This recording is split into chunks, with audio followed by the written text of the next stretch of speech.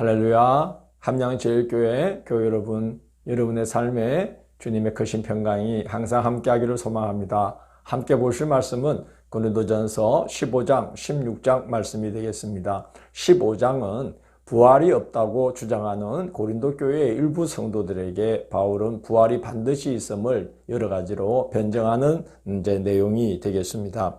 12절을 보면 그리스도께서 죽은 자 가운데에서 다시 살아나셨다 전파되었거늘 너희 중에서 어떤 사람들은 어찌하여 죽은 자 가운데에서 부활이 없다 하느냐 하고 바울이 반문합니다.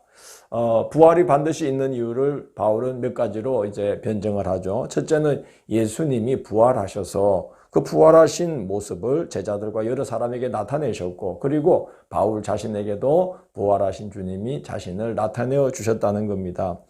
두 번째는 죽은 자의 부활이 없다면 그럼 예수 그리스도도 다시 살아나지 못했다는 것인데, 기독교 신앙의 두 기둥은 십자가 순환과 예수님의 부활이기 때문에 죽은 자의 부활을 믿지 않는다면 예수 그리스도께서 부활하신 것도 믿지 않는 자가 되며, 그렇다면 복음을 전파하는 모든 것이 헛수고가 되는 것이 아니겠느냐 하는 것입니다. 세 번째는 예수 그리스도는 부활하심으로 잠자는 자들의 첫 열매가 되셨다는 겁니다.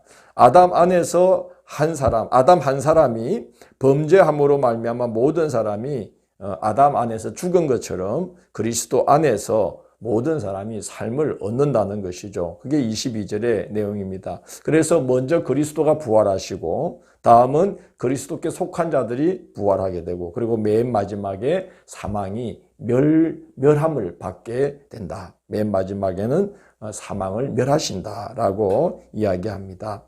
네 번째는 부활이 있기 때문에 믿음의 선조들이 모든 위험을 무릅쓰고 복음을 전파하는 것 아니겠느냐 하는 것이죠. 32절에 보면 자신은 에베소에서 맹수처럼 싸납고 악한 대적자들을 상대했다는 것인데, 부활이 없다면 그렇게 할 이유가 뭐가 있겠냐는 것이죠. 내일 죽을 것이니 먹고 마시자 하지 않겠느냐 하는 것입니다. 그래서 부활에 대한 소망이 있기 때문에 우리가 모든 위험을 무릅쓰고 복음을 전파하는 것이다, 이렇게 말합니다.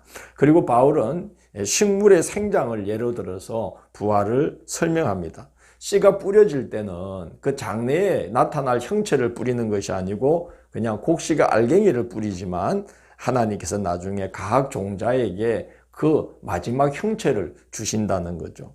마찬가지로 부활 때에도 우리가 그렇게 각자 받을 영광이 다르게 나타난다는 거예요. 해의 영광이 다르고 달의 영광이 다르고 별의 영광이 다르고 별과 별의 영광이 다른 것처럼 부활 때에도 각 사람이 하나님께 받을 그 부활의 영광이 다른데, 우리가 지금은 썩을 것으로 심지만 나중에 부활 때에는 썩지 아니할 것으로 다시 살아나게 되고, 지금은 욕된 것으로 심지만 나중에는 영광스러운 것으로 다시 살아나게 되고, 지금은 약한 것을 심지만 나중에는 강한 것으로 다시 살아나게 된다, 그렇게 말을 합니다.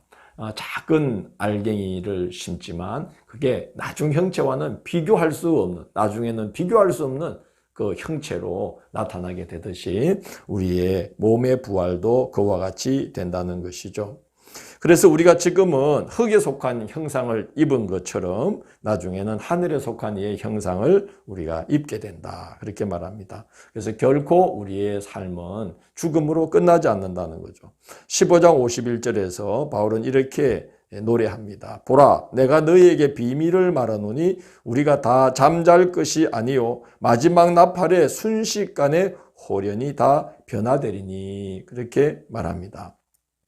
부활체가 된다는 것이죠. 그래서 썩을 것이 썩지 아니할 것을 입고 죽을 것이 죽지 아니함을 입게 되는데, 그때에는 사망을 앞세워서 왕노릇하던 사탄이 끝장이 난다는 것이죠. 부활의 생명이 사망을 완전히 삼켜버린 바가 된다는 거죠. 그래서 사망 권세의 사망 신고가 우리의 부활 때에 이루어지게 된다는 증거를 합니다. 바울은 이 모든 은혜가 우리 주 예수 그리스도로 말미암아 주어졌다는 거죠. 그렇죠. 주님이 부활하셔서 부활의 첫 열매가 되시고 우리도 나중에 주와 함께 부활의 몸을 입는다는 것을 보여주셨어요. 그래서 우리는 우리 주 예수 그리스도로 말미암아 우리에게 승리가 주어진 것을 우리는 감사하는 것입니다. 16장은 바울이 이제 편지를 끝맺으면서 이제 그 몇 가지 이제 당부와 이야기를 합니다. 첫째는 기근을 당한 예루살렘 교회의 성도들을 돕는 연보, 그 헌금에 대한 군면인데 바울이 고린도에 갔을 때에 헌금을 급히 걷지 말고 매주 첫날 각 사람의 수입에 따라 모아두라고 부탁하면서 그렇게 정성껏 준비하여 드리는 것이 헌금다운 것이다. 그렇게 바울은 군면합니다. 두 번째는 고린도 교회를 방문할 계획을 이제 이야기합니다. 여정을 소개하면서 이번에 이제 마케도냐를 거쳐서 너희에게로 가면 내가 지나가는 길에 잠깐 들리는 것이 아니고 한동안 교회에 머물 것이다. 그래서 교회에 도움을 입어서 이제 내가 다음 여정, 다음 선교의 여행 장소로 떠나기를 소망한다. 그렇게 바울이 이야기합니다. 끝으로 당부와 문안 인사를 합니다.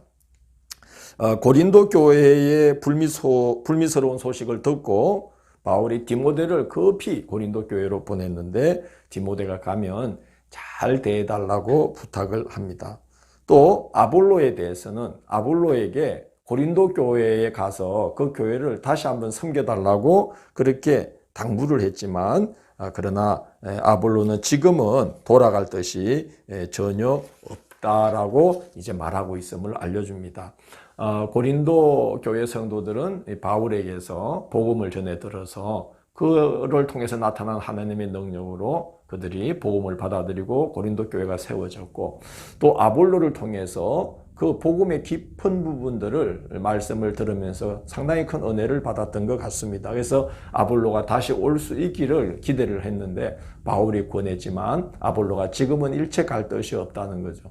안 그래도 교회 안에 바울파, 아볼로파, 게바파, 그리스도파 이렇게 파당이 있는데 그때 그런 때에 아볼로가 가게 되면 더욱더 이제 자기로 말미암아 파당이 심해지고 성도들 간에 골이 더 생길 것을 염려도 했고 그리고 이제 아볼로가 바울의 뒤를 이어서 복음을 전하며 고린도 교회를 섬기는 동안에 이제 각양 은사를 받은 자들이 공적 예배 중에 일어나서 막 예언도 여기저기서 하고 방언도 막 아무렇게나 떠들어대고 이러면서 공적 예배가 훼손되고 목회하기가 너무나 많이 힘들었던 그런 상처가 아볼로에게는 있었던 것입니다. 그래서 지금 당장은 갈 수가 없다. 그렇게 아볼로가 뜻을 전하고 있다는 걸 바울이 전해줍니다.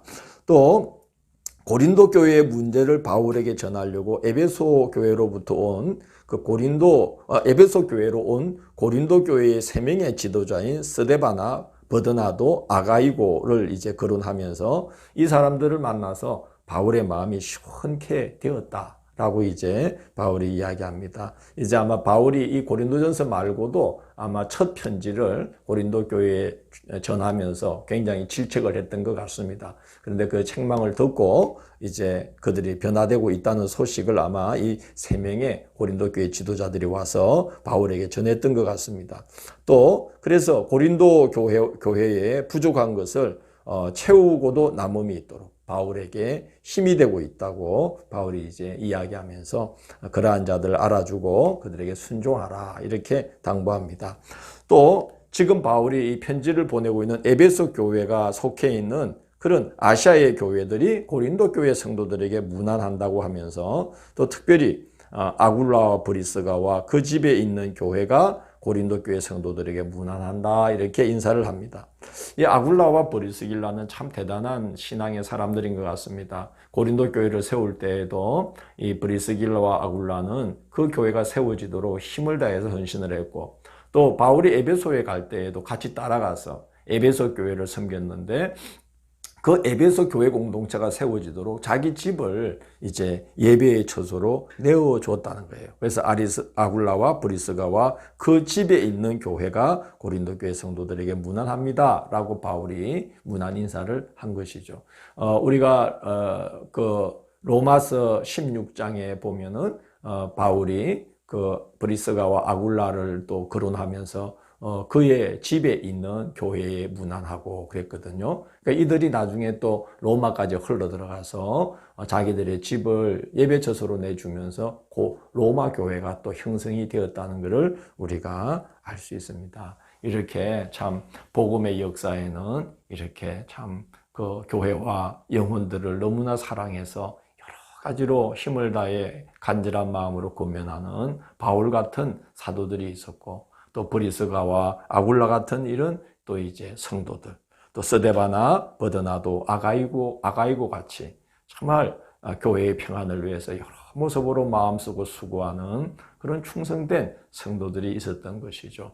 그리고 우리가 오늘 말씀을 읽으면서 생각하게 되는 것은 참 말세가 되면 그렇게 복음의 본질을 흐리게 만드는 그런 참 위험한 그런 이단적인 생각들이 교회 밖에서만이 아니라 교회 안에서도 생길 수 있구나. 부활이 없다고 이렇게 주장하는 이들이 그 고린도 교회 안에서 일어났다는 거죠. 밖에서가 아니라 안에서 일어났다는 거죠. 요즘 또 코로나 때문에 참 많은 정말 우리 신앙의 본질, 신앙의 그 중요한 부분을 흔드는 많은 그런 이단적인 생각들이 발흥하고 있다는 생각이 듭니다. 뭐 꼭 교회에서 예배를 드려야만 하느냐, 꼭 주의를 지켜야만 하느냐, 꼭 헌금을 교회에 해야만 하느냐, 뭐 이런 식으로 우리의 신앙 세계를 흔드는 이런 참 위험한 생각들이 이런 어지러운 때를 틈타서 많이 일어나고 있다는 생각이 듭니다. 우리가 바울의 권면을 잘 생각하면서 이 신앙의 본질적인 부분들을 놓치지 말고 꼭 붙들고 지키면서 이 신앙의 세계를 잘 세워가는 그런 우리의 남은 신앙의 여정이 되어야 되겠다는 생각이 듭니다. 기도하겠습니다. 주님 감사합니다. 부족한 저희들을 또 교회를 세워가는 또 이제 목회자로 성도로 삼아주시고 이 어려운 시대에 또 저희들이 이 신앙의 세계, 복음의 세계를 지키며 또 그 역사를 이어갈 수 있는 자들로 저희들을 세워주시니 감사합니다. 신앙의 변질됨이 없이 본질을 놓치지 않고 이 신앙의 세계를 잘 세워나가고 이 신앙의 세계를 통해서 참 튼튼하고 복된 신앙의 집을 지어서 우리도 그 안에서 보호받을 뿐만이 아니라 많은 사람들을 그 복된 신앙의 집으로 초대하는 그런 우리의 남은 삶의 여정이 되도록 인도하여 주옵소서. 예수님 이름으로 기도드립니다.